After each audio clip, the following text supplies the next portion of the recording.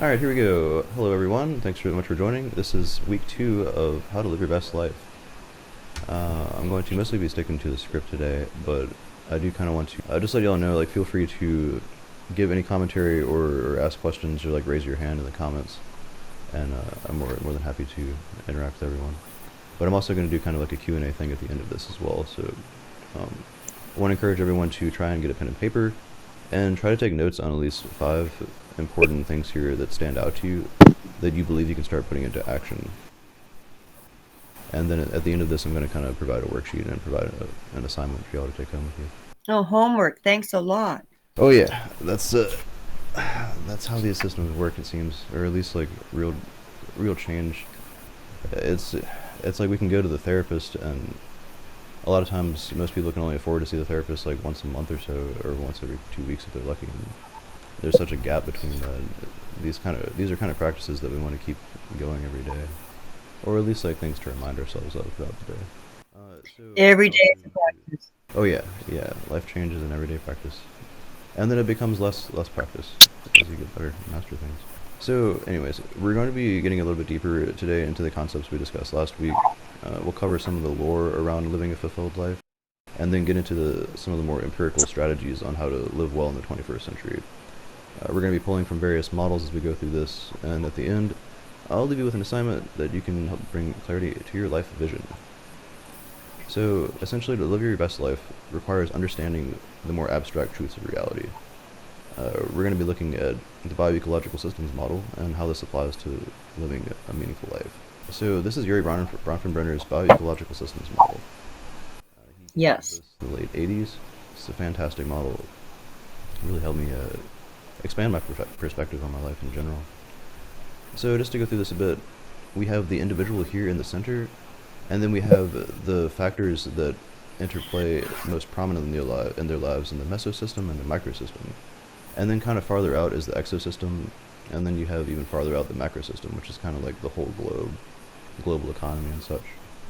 And then you have the chronosystem, which emphasizes that all of these factors in all of these realms are kind of interplaying at multiple levels across time, and they do change over time. So today we're mostly going to be going over meaning and purpose, which I've placed in the chronosphere because those are also concepts that change over time. And I've also placed it here in the mesosystem because a lot of what you conceive of as your meaning and purpose can be influenced by those most close to you.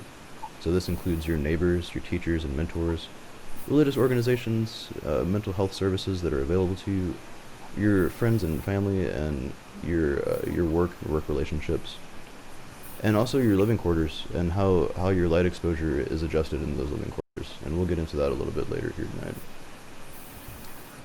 And of course, here in the center is your biology and your genetics. Those you can't do a whole lot to change, but now that we have science, we kind of can, and that's starting to change as well.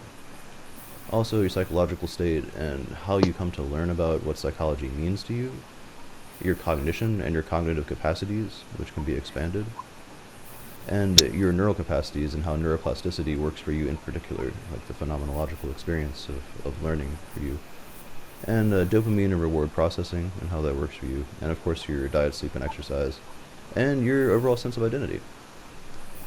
So this is we're going to be covering a lot here, as you can see. all these factors come into play, and they all interact and overlap in many ways. So first, I just kind of want to go over what John Vervaeke and a lot of the folks in the cognitive science realm talk about as the 4 P's of knowing. So knowledge is had in various ways, and with knowledge comes wisdom. Putting knowledge into practice, I believe, is how you kind of arrive at wisdom, and being able to create a narrative for yourself and that kind of thing. Like a wholesome narrative that's not just borrowed from someone else.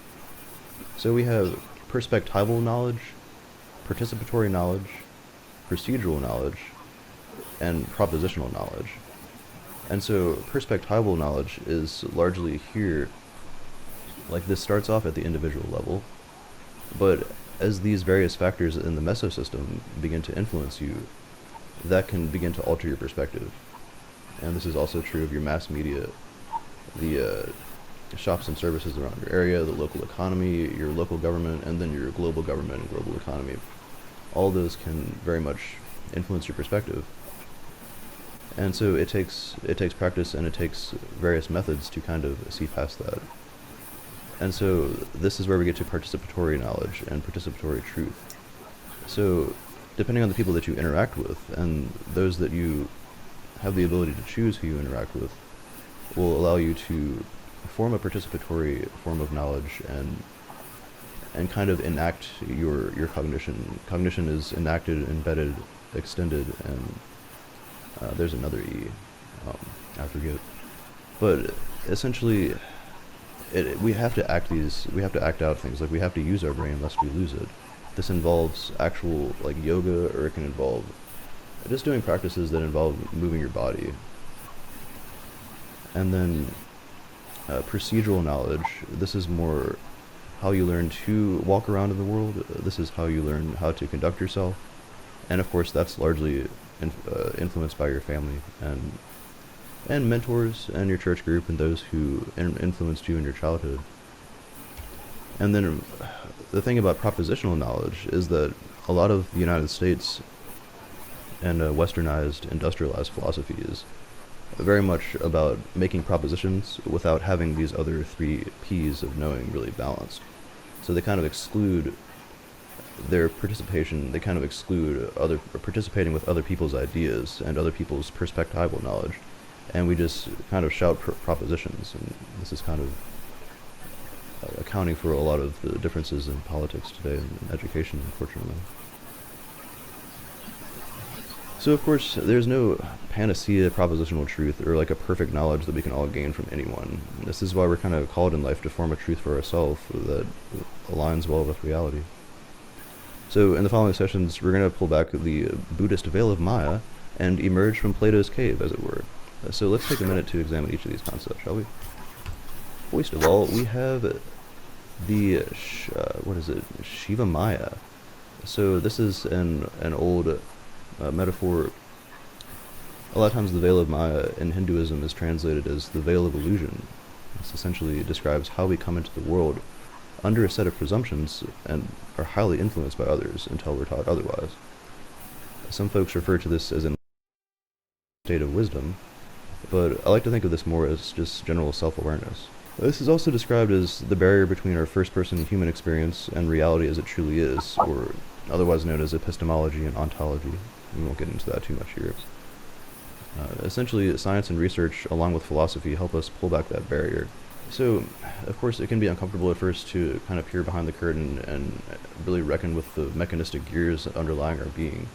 But as we pull back that veil of Maya, we may be able to better take care and take control of those gears and really work with them, if you want to extend that metaphor. This is the process of science and how we produce medicine. This is also how behavioral psychology works, and this is how we benefit from understanding the inner workings of the mind. We quite literally alter the mechanisms of our biology to improve our physical health and cure diseases. We interpret what studies on human psychology show us, and we make frameworks to help us thrive in life from those. And we're going to explore these frameworks as we go forward in future sessions as well. That being said, this is Plato's Cave. Let me make sure I'm actually sharing this. Yes, okay, so this is a really cool model that I learned a few years back. It's kind of semi-famous in philosophy and Greek mythology. So this is Plato's allegory of the cave that Plato wrote about in his Republic. Essentially, these guys here are, let me make sure I'm using my mouse. So these are essentially prisoners that have been in this cave their whole lives, and there are these guys here that are showing symbols, and there's a fire that's projecting the shadows of those symbols onto the wall, and this is all that these guys have known essentially is these shadows. So the prisoner escapes, and he finds that these are essentially illusions. Like he escapes the cave, and you can see him up here, and well, once his eyes have adjusted to the light, he is able to kind of get a bigger picture of reality. And of course, when he comes back down, the prisoners here reject what he's saying, and they don't really want to hear it. So this is a strong metaphor for paradigm shifts and how new ways of living could be integrated. This represents the realm of true knowledge and enlightenment, which transcends the limited perceptions of the cave. Now, of course, when he returned to tell his friends what he'd seen, they rejected him, of course. And so this, I mean, you can think of this like how our friend groups and how like church members and other people that we've known for a long time, once they see that we're kind of progressing, they they won't be comfortable with that, and a lot of times they'll shun us. And so this is where we can kind of examine how that works in the ecological system and how that works with our other relationships. So in these cases, it might benefit us to find new friends that can really edify us and increase our understanding. But I want to emphasize this is not to say that we should just cut people out of our lives entirely. Like that's in the West, it's like we're really ready to block people since this option is really, especially in social media land. And well, these systems put us into closed off groups of ideologies, and they kind of make us want to completely remove people from our lives. But we reside in an incredibly interconnected reality. We shouldn't have this instinct to just cut people out forever. People need time to grow on their own. Anyways, new friends will be hard to find at first, but as you make new connections, those connections will guide you to more people in your interest group, and so on and so forth. This is also known as networking. So what are some methods for transcending these illusions and starting to live life in a way that's really true and genuine to ourselves? This is kind of like Abraham Maslow's idea of self-actualization. Well, a few methods are CBT and mindfulness meditation. These have been most effective for myself and most of the people that I tend to work with. They seem to hold the most promise in this regard. So I want to go over a couple of ideas here that you can continue to remind yourself of. This is where it might be useful to take notes. First of all, excuse me, just limiting beliefs. Like this is so useful when you learn to ask yourself and question yourself from kind of a third person perspective, and check yourself before you wreck yourself. Like that's so useful. So examples, you can consistently ask yourself questions like, is this a thought or belief system that's behooving me, or is it holding me back? Or what's wrong with my current ways of thinking in this particular context? Like if I'm at a party, am I thinking and behaving in the ways that are going to behoove me and my friends? If I'm trying to get some work done, am I having, as we talk about it, intrusive thoughts in psychology? And what can I do to mitigate those? You can also ask, is this an excuse? Is the thoughts that are popping into my head right now, is that an excuse being made? And what can I do to mitigate that? And also, if I have a good wolf and a bad wolf, or like a devil on my shoulder and an angel, is this the devil talking to me? Am I feeding my bad wolf here? And another question is, if I go down this path, will I be aligning with my next best self? And so, I really like this last one because this is kind of like the CEO or the executive controller mindset, where we're making a promise to that next best version of ourselves, to our next best executive function. Like when we're prioritizing the thoughts that we want to continue engaging, we can think about it like, if I engage this thought, will it bring me to that next better functioning version of myself? And with practice, these questions will begin to come to you more naturally. There's also the concept of the problem-solving mindset, and this is really deep. So cognitive science gets into this, neuroscience, psychology, behavioral psychology. Essentially, the brain's evolved to do what cognitive science calls navigating the problem space. This is how we go about playing chess. This is what happens when we kind of like zoom in and out during those games, and we attribute symbolic representations to the meaning of each piece on the board and what they can achieve. This is what we do with problems in reality. We find the elements of play, and we learn how to navigate the world around those elements, and use our own resources in an intelligent fashion, at least ideally. A lot of this, unfortunately, we have to be taught strategies about how to do that, and those capacities reside in all of us. So that's what makes us what's called a general processing system, or GPS, which differentiates us from artificial intelligence. We can navigate multiple problem spaces in many different ways. And so we all have these abilities in us. They just kind of have to be exercised to be unlocked. But of course, if we aren't careful, these same processes can spill over into how we treat others in reality. we can begin observing their talents and how to exploit them, and it's easy to slip into these ways of operating because these are also rules that the brain is set up with until it's taught otherwise. A lot of business owners are manipulated by the veil of Maya that they've yet to transcend in this regard. Which brings me to my next point, unconditional empathy, or unconditional love.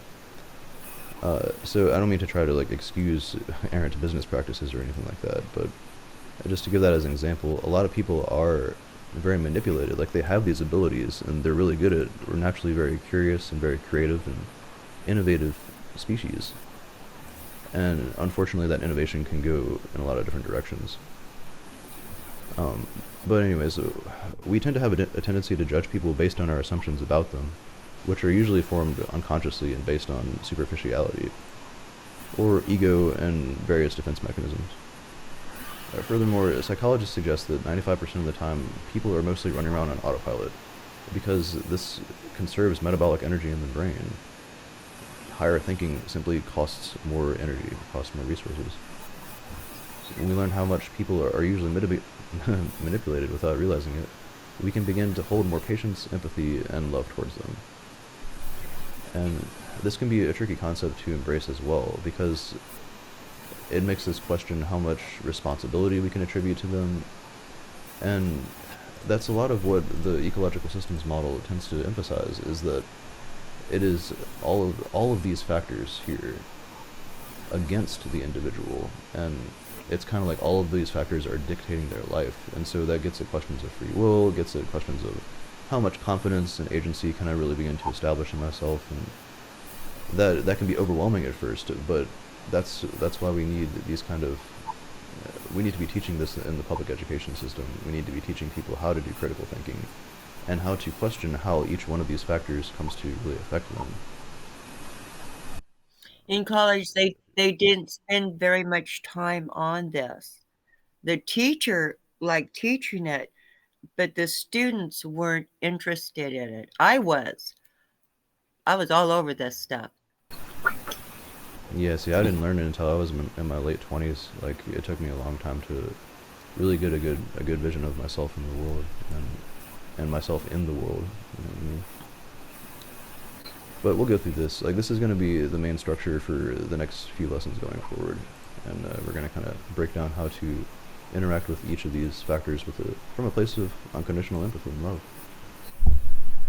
Essentially, we want to bring that external love into ourselves as well, though. Like, this is kind of unconditional self-love. We want to remember not to beat ourselves up. If you can imagine it, you can make it happen, whatever it is. But remember to cut yourself some slack if you haven't made it yet. And this brings me to the point of AI. So there's a lot of ways to use technologies to improve yourself and improve your quality of life.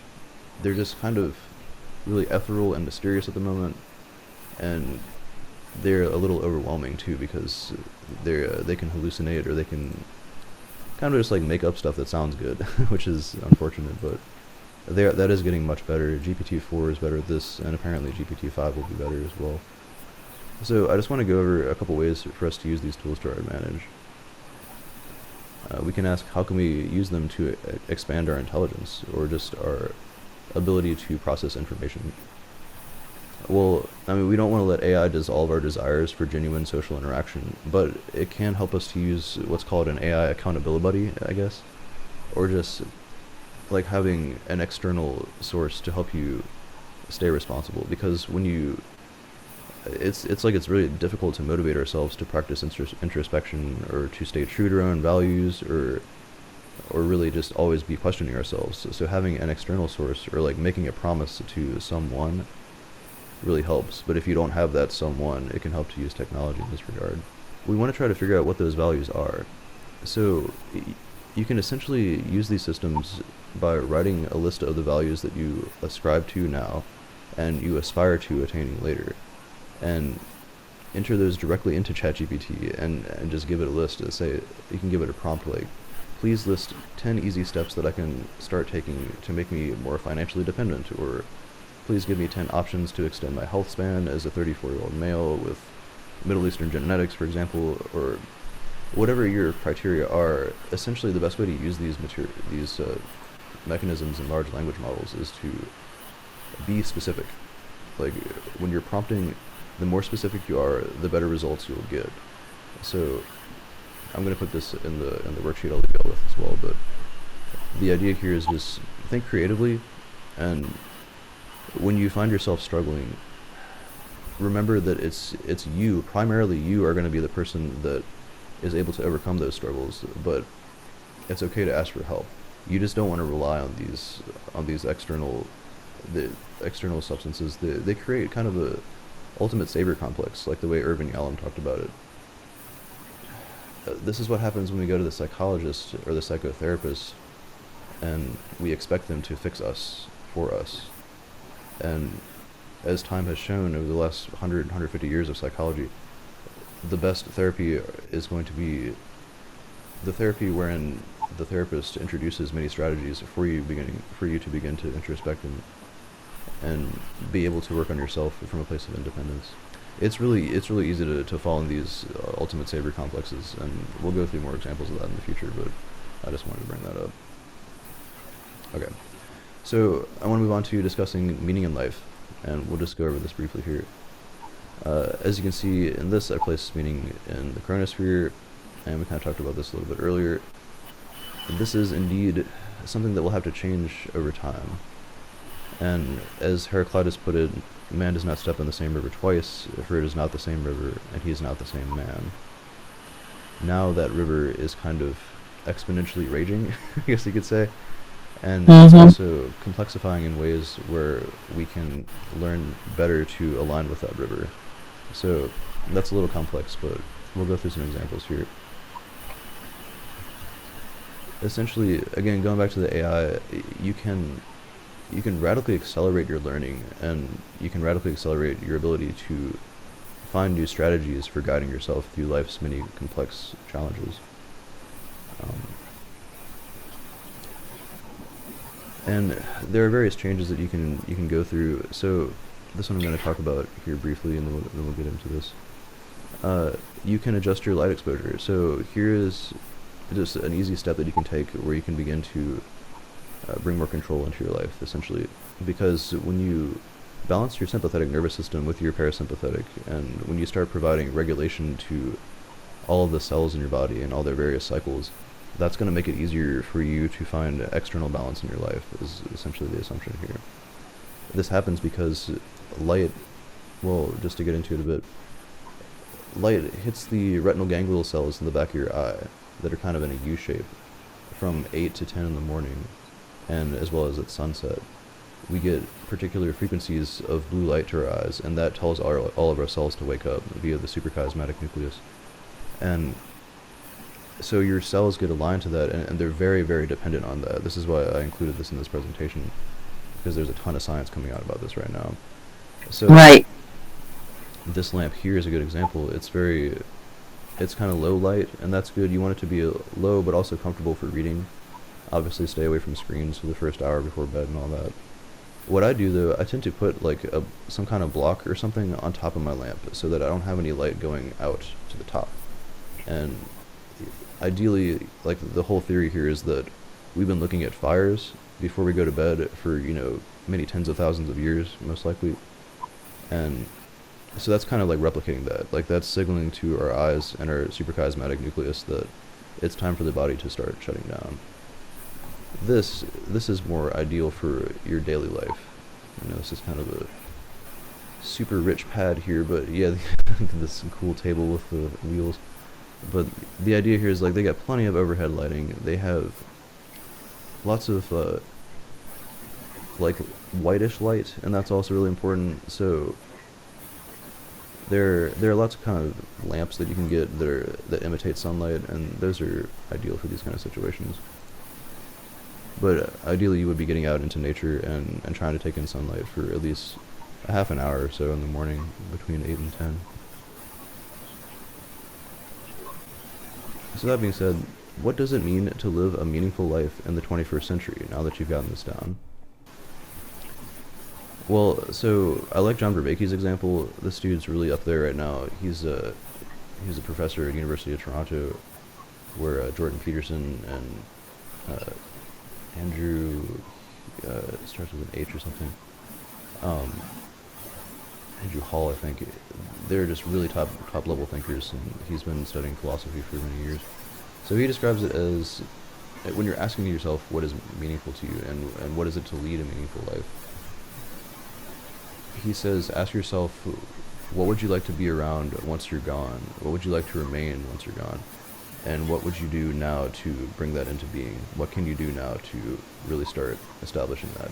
Because what's meaningful to us is essentially, I mean, this is my opinion, it's the impacts that we have on others and the positive moments and the real, genuine interactions that we have with each other in various situations. This is how we form memories that we're going to cherish later on in life. I mean, we're not going to look back on our life and think, wow, I'm so glad I got that Xbox trophy or whatever. I mean, and that's, I don't mean to downplay the joy that can be had from video games and working together in a team, something like Monster Hunter. I got a lot of joy out of that as well.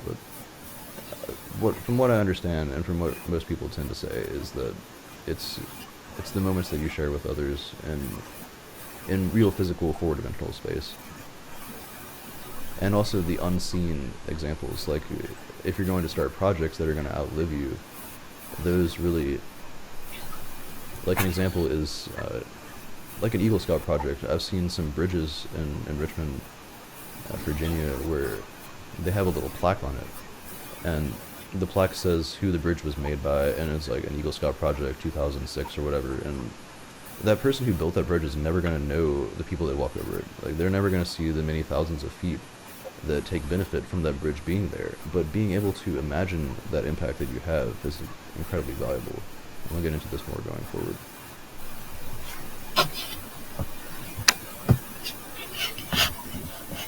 So, just before we go on a little bit more, though, does anybody have any questions? Feel free to talk about your sense of identity or anything like that. It's no pressure, though. Within this, for me, this is what I've been living with for, since December. I'm taking care of a family using every one of these concepts for the family. It's very, very interesting. I'm working with in-home supportive services, and the family's a very unique and challenging family. So grateful that I've learned all these and these concepts throughout my life and in college. And it takes so much patience. Patience within myself and patience for each of the individuals and where they are at the moment. Because every day is different. I've been doing it since December. Oh yeah, I mean you have to remember to cut yourself slack as you grow, but also take value in your progress and take value in what you're doing. Not like being prideful, but establishing a sense of self-esteem, to be specific there. I guess I'm so busy with enjoying this ride that I'm taking with them that I'm not really paying attention to my stuff until it does trigger something in me. And as you were saying earlier, I got to check myself with other individuals that come into the environment.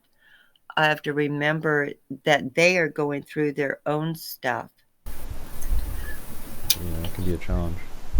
Yeah, I started out with the identity of Mary Poppins, and then I slowly moved into being a drill sergeant with a smile. And I asked them the other day, which one do they like better? One of the occupants in the house said he likes the drill sergeant. The mom, who is my main person that I'm taking care of, she stopped and thought about it, and she said, we need both. And her 19-year-old son agreed with that.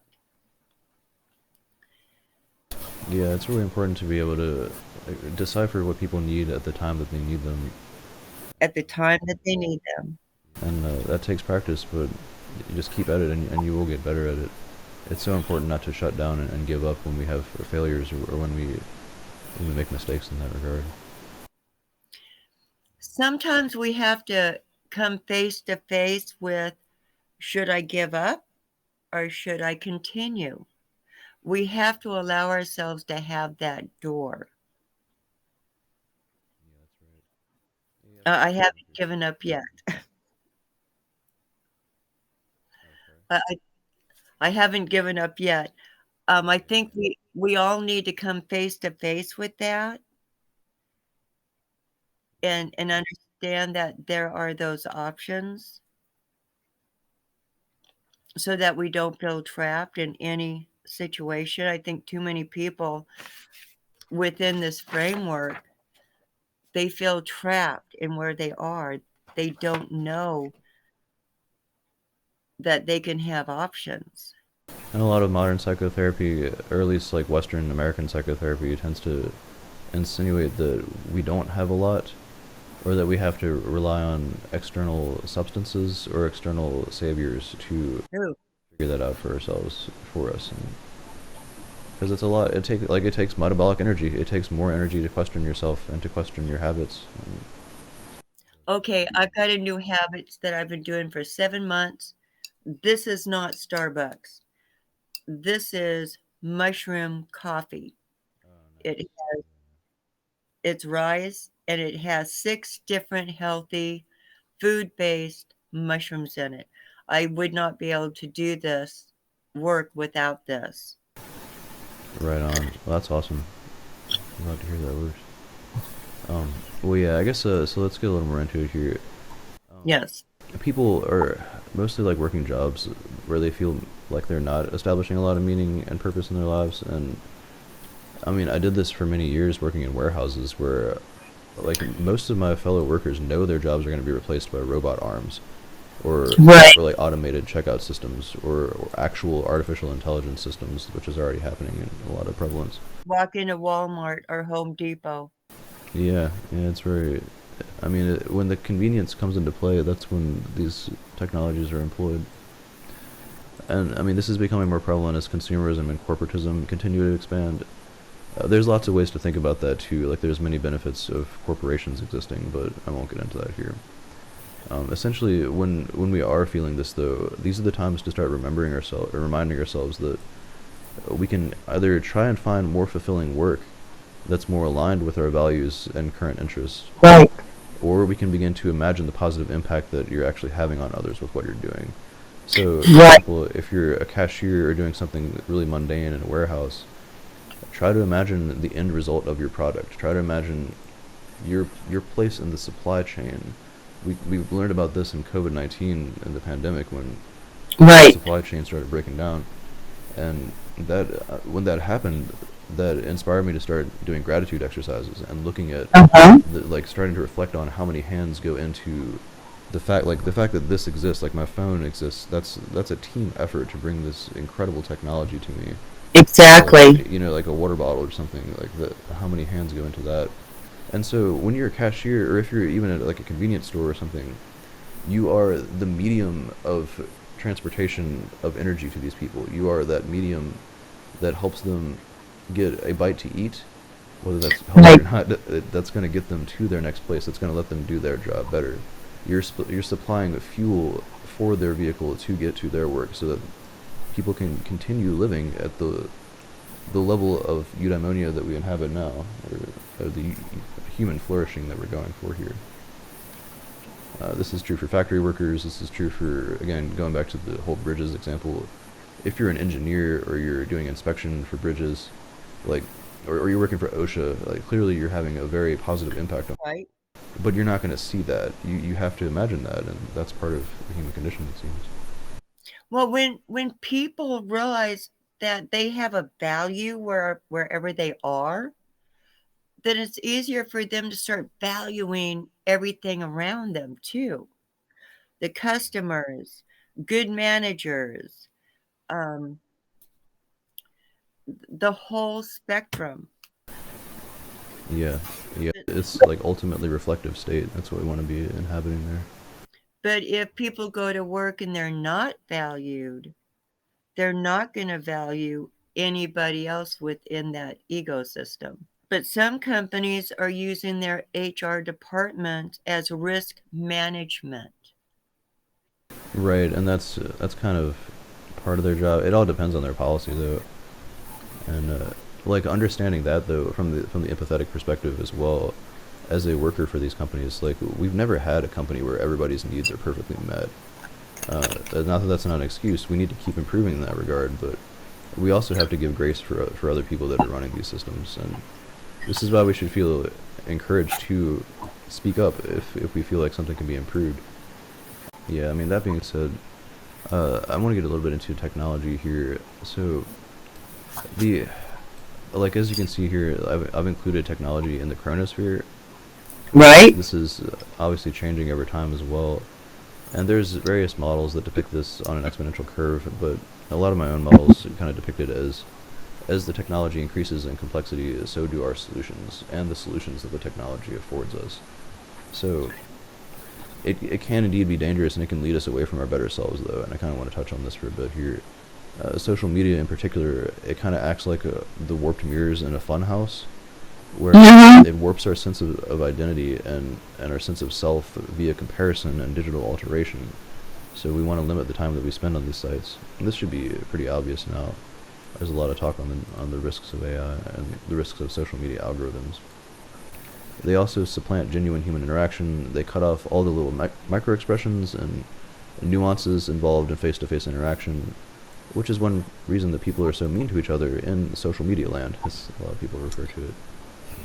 So a lot of us here like just missed the whole social media revolution. Fortunately, I caught the tail end of it, and I didn't really grow up with like really refined social media in my smartphone pocket all the time. But it's like Gen Z is more addicted to their phones naturally because they grew up with this. But indeed, the exponential curve of technology is increasing, and our ability to say no to it can become more difficult. But thankfully, it has become more refined and easier to use in ways that are more tailored to our actual interests and ways to better us as opposed to just take advantage of us. So one of the Do you think things for yourself is to use AI. Sorry, you were saying? do you think younger children are getting more socialized into social media and all the other platforms that they're pulling away from their family center faster than what they would? My grandson is 13 and he's dealing with things like his mom told him. You're dealing with things that you should be dealing with when you're 18, not 13. Right. Yeah, there's many questions that were being presented in those realms. The comparison is a thief of joy. Like that quote has really stuck with me. I don't remember who said that, but that's that's so powerful. Like comparison is really problematic, and in the United States and Western, or like Joseph Heinrich's model, the weird countries, the Western, overly educated, industrialized, rich, and democratic nations. And it's not that any of these factors is inherently wrong. It's just weird. It's just new. This is a new way of societies being managed, and it's created a lot of that. Like the other eye there, I like to say, is individualism, and with the industrialization and the corporatism, all of that's circling around, really exemplifying and making us obsessed with our ego and obsessed with our external superficial presentation to the world as opposed to Right. internal. And we'll talk about this more in future sessions. Technology as it is now is definitely working against us in many ways, but well, so I want to go over some ways that it's working well for us. So it has become more refined, and I want to encourage everyone watching to be wary of like chatbot therapies, especially. So we already have systems like Replica or Wiza is one, and Woebot, like expressing your woes and the woes of the world in a bot. I think that's a good play on words there. But I mean, these can be really good tools for introspection in one regard, and they can also very much mislead us because they do hallucinate, and also it's harder to get value and inspiration out of a digital avatar versus a face-to-face human interaction. So I encourage you to talk to your therapist or talk to the people that you you interact with on how they're using it, and try to look for the advantages and look for ways that it could be working against you. You can treat them as a digital accountability buddy. It's this whole term where they can kind of give us reminders on our phone, or they can act as more detailed calendar systems essentially. But we want to remember R.D. Laing's quote: "The only therapy is life itself." You are going to be your best introspector. Clinical psychotherapists will give you guides on how to monitor your thoughts or become more aware of your feelings, but it is up to you to consistently monitor yourself until that becomes more of a routine habit. We want to primarily use AI not like as an oracle, because we'll end up developing Gollum's ultimate savior complex with them. We want to use them mostly for research and solution finding. We have an incredible capacity for bringing clarity and problem solving abilities into our lives, and these technologies can really help develop this kind of solution focused mindset if we know how to use them correctly. Additionally, they can also instill a kind of childlike sense of wonder and awe in the world that can uplift us from depression. Essentially, now you have a digital librarian in your pocket, a tireless professor of sorts. Like in college, you're limited on how many questions you can ask the professor. Like if you're trying to study Shakespeare, for example, I recently read about somebody finally celebrating the fact that they can understand Shakespeare because now they have ChatGPT to help them like pick apart Shakespeare's weird, complex terminology. In the past, he could only ask limited questions in that regard. So this has helped me myself with my research in cognitive science and psychology and philosophy of mind and existence, in particular. So, I mean, for example, or another example, like if you're bored on a bus, you can ask ChatGPT, how does this bus really work? What are the engine specifications for this kind of bus, and how does an engine work, for that matter? And if the bus uses hydraulics to raise and lower itself on stops, you can inquire as to how hydraulics work. And of course, you may not feel like these subjects interest you at first, but with practice and gratitude exercises, you'll begin to restore this childlike sense of curiosity and really start to ask the question why again. Like, Carl Sagan says that we all start out curious as natural scientists as children, and then at some point, reality or the public education system stamps that out of us. Right. He put Yep. in stronger language than that, actually, but that's so real. Like, it's so easy to I read him too. feel that, but we can get that back. We can get our sense of wonder back. Yes. And that's the big thing.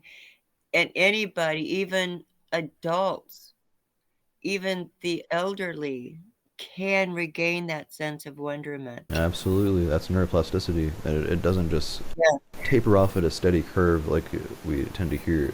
There's many variations on how to interpret neuroplasticity, many ways to accelerate it and enhance it, like mushrooms, or like mushroom acid, Yeah. like lion's mane. Not those kind of mushrooms. Yeah, I mean those kind can also Wait. they can also help, but those are not having that conversation in this meeting. No. Well, so we're very full of assurance and unsubstantial answers to life's problems. But life is always more complex than the typical institutions of society would lead us to believe. We want to settle into a way of using these technologies to do research, but not to do our creative work for us. This is when we begin to compromise the human muse, and we'll talk more on this later as well. This is a huge topic. So, we're getting towards the end here. I just wanted to talk about some take-home assignments and some options that we can start putting into practice here. So, just to intro this a bit, I want to discuss what it really means to have a system of virtues and values to live by and to abide by. Oftentimes, when these are lacking, we can enter a state of depression or anxiety, and our therapist won't know what to do about it because they're only trained to treat your feelings or work within the confines of the DSM-5's definition of anxiety and depression or trauma, for example, which is You're breaking up. criticism, but that's incredibly important. Sorry, can you hear me? Okay, yeah, that's better. You were breaking up. Oh, it might be this mic cover. I have a mic sock on this thing. Yes. So, yeah, I mean, like, I'm not trying to criticize psychotherapy. I'm saying that each specialty, like be it neuroscience or anthropology or archaeology, all of these create monomath lenses on reality. These create specialist lenses which is really good. That's how we Yeah. make major advancements in medicine. But it also leaves us with one perspective on the issue. And the human life is incredibly complex. And complex and multifaceted is the way that ChatGPT always talks about it. The There are always new ways to innovate on self-care and self-awareness. There are always new ways to work on yourself, and Right? psychotherapy offers really good practices and lots of therapy techniques, but many of them do center around the treatment mindset more so than the self-awareness mindset, to put it gently. Um, so I'm going to describe an exercise here. So let us look at an image. This is an image of a shoebox. That's right, we're going to do the shoebox exercise. So this is an actionable craft project it might be the most meaningful craft project you ever take on. Uh, so it is pretty simple, but the implications are quite profound, and it'll help you start to think in these ways. So the way this works is it's called a shoebox strategy, or there are various interpretations.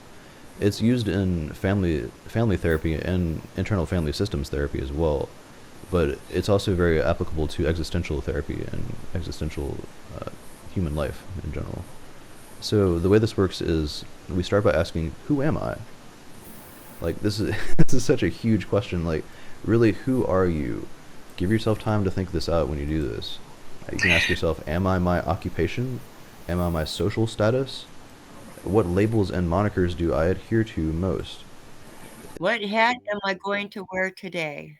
Yeah, or how am I going to present myself, and in what ways, vocally and physically?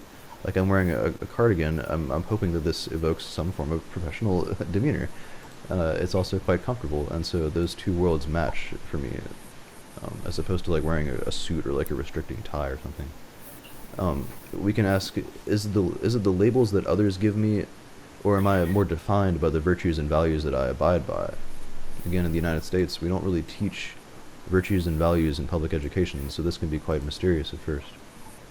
So this is where you can also use technology. This is where I would say it's probably safe to do this.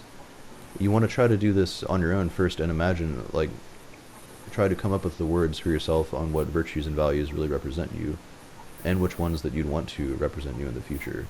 And then if those words are lacking, then you can ask ChatGPT to provide a list of some common virtues and values, and if you can't find them. What you can probably find, though, if you think on it long enough, is the values that you don't have or what you would like to be. And then you can use these systems to kind of ask you strategies of attaining that, and also like what that might look like. So you can go online and select images or objects or symbols that represent different aspects of your life and your current virtues, values, beliefs, feelings, and experiences.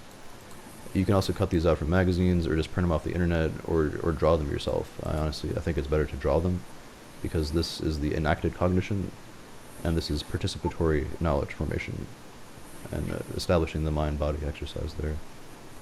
So, in family therapy, each family member is provided with a shoebox or a similar container, and then they place those selected images and objects inside the box, arranging them in a way that reflects their internal world, emotions, and current identity. And on the outside of the box, family members or yourself are encouraged to write or decorate it with words or symbols that represent how they present themselves to the outside world, their perceived roles, their perceived responsibilities and behaviors in the family and society, and like what your work demands of you, and images that, like, this is where it's good to draw and use imagery, and really try to depict this for yourself here. And so if you want, the way this works in family therapy, you can share those boxes with other people, but you can extend this to your peer group. You can extend this to, well, basically anyone here that you feel is necessary. Ideally in the meso system, or your closest people. You can talk to your neighbors, or your teachers and mentors, or your mental health services, like whoever therapist that you're seeing currently, and your friends and your workmates and all that. It's just I would be feels weird at first, but yeah. I would be amazed, and this goes for myself too, if anybody that I know could even spend 10 minutes on this. Yeah, you have to. Throughout throughout their day, they might, in their activities, go, Oh, I can put that in there mentally. Oh, yeah, something else, I can put that in there. But to sit down and do that project, that's not gonna happen. People are way too busy just trying to get through the day. Yeah. This is where it can be important to try to block out areas of your day for this. So, You're funny. well, yeah, I mean, that's like there are those two ways of going. There's probably many more ways as well, but like remembering this and keeping this model online, like this is where the ecological systems model can help. Like contemplating this throughout your day and trying to figure out which of these areas lines up with how you're currently perceiving and ways that you could perceive it differently. And then when you have time, if you get off of work or something, that's a good time. Try to like put this down and really contemplate it, because you do have the other side of like meditative, contemplative meditation, where When we're done with here, all right, let me think deeply on this. Like, what does this really mean? Who am I? Like asking that question, who am I? That can, you can get a lot from doing that while you're meditating. So yeah, I mean, if you do share these with other people, though, that can lead to discussions about their similarities and differences, and conflicts and misunderstandings, as well as a deeper exploration of your individual and family values or peer values or work values and expectations and your current aspirations. So now slowly with my family that I'm working with, all of these concepts are being introduced to them, and slowly they're picking up on this and that and even referencing them, but it takes time. yeah, and you gotta have patience with it. So everybody grows at different rates. Different rates. So I mean, you do share these, and eventually you get to the next process, which is integration and reflection. So Yes. you share these with people. Many may reflect on what they've learned from the activity and how it relates to their relationships and communication patterns and overall family dynamics. You might also All strategies family for dynamics, better understanding and how to support each other better. And in this, family systems. yeah, it's family systems and yeah, the family shoebox method. Uh-huh. Process, you're going to come to differentiate between the virtues and values you're currently aspiring to, which are inside the box, and those that you adhere to and present to others that are outside the box, and which of those values that you can take from the inside and start presenting to the public and the outside. So a way to think about this is like if you're working at a place where, say, you're a waiter or waitress, and you're expected to represent the company. Like, or if you're wearing like a vest, like working at Home Depot, you wear that vest. You are a representative of the company in that way. People come Right. to you expecting a certain standard and a certain Home Depot theme or a certain Ruth's Chris Steakhouse theme or whatever it might be, and Right. that seems like a lot of people translate that now into the language of masking, and this is the Yes. language that the DSM-5 has unfortunately provided, which has its utility, but unfortunately words we're bewitched by language, like the way Wittgenstein talked about, and we just kind of adopt words that make us feel comfortable and also zero in on things that we're really feeling. So it can really feel like we're masking our way through our job. It can really feel like we're putting on a facade to get that dollar, and that sucks. Oh, Once you learn, no, no, no, that's bad, bad, bad, bad. and so like once you contemplate this, you can begin to introduce your own personality into it, and this is where you see the difference between a really strict waiter or waitress that's only going by the rules or just kind of like smiling their way through it and telling you what you want to hear. And there's people that bring their personality into it, and a lot of times those people get better tips because people realize that they're also a person and not just Right. like a robot of the grind or whatever. And, well, that's about all I have for this. I wanted to mention I am also offering free one-on-one consultations on how to implement all this into your particular life. And if you find any value for this from this, feel free to share it. I'm going to try and upload this to my YouTube channel and probably my Facebook page as well. I guess now we can do a Q&A. If anybody has any questions or anything that's stood out from them in this, let me. Is there anybody else still here? Yeah, he said he was busy. I think he's moving tonight, actually, so I appreciate him stepping by. I guess that'll do it. I will upload this. I'm going to try to. I have kind of a transcript I've been working with here too that I will put into a more usable form for everyone. And also this shoebox method. I have this typed up here at the end. And well, yeah, I really want to appreciate everybody. I want to express my appreciation to everybody that's joined here. This has been a really cool discussion. Um, I really appreciate your interaction, and I look forward to doing sessions in the future. Next Monday, we'll be talking more about the ecological system and more of the exosystem and the macro systems and some of these more individual nodes here. Sounds interesting. Now I get to go to my daughter's for dinner. Yay. That ought to be cool. Right on. Well, much love, guys. I want to express the whole concept of namaste as well. Namaste, Namaste. it has religious connotations, but not necessarily so. There are many translations that say, the light in me respects the light in you, or the God in me recognizes and respects the God in you. You can also say, the incredible complex microcosm and the 14 trillion cells in me recognizes and respects the incredible microcosm that is you. And so this human interaction has been very beneficial to me, and I hope it has been for you as well. So, Very well said. thanks, Leslie. Okay. Okay. Bye bye. Have a good night, guys. Peace.